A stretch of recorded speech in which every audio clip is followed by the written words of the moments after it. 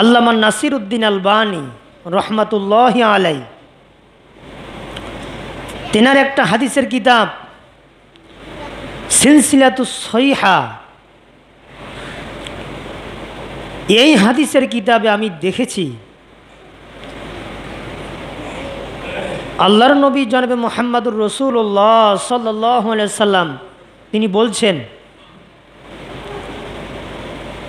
যখন আল্লাহর কোনো বান্দা সালাতে দাঁড়ায়, কোথায় দাঁড়ায়? সালাতে। সালাতে যখন দাঁড়ায় তার সমস্ত পাপ রাশিগুলো আল্লাহ পাক তার কাঁধের উপরে চড়ে দেন। বলেন সুবহানাল্লাহ। এই কাঁধের উপরে যখন উঠায় দেন, দেওয়ার পরে ওই ব্যক্তিগুলো যখন রুকু সেজদা করে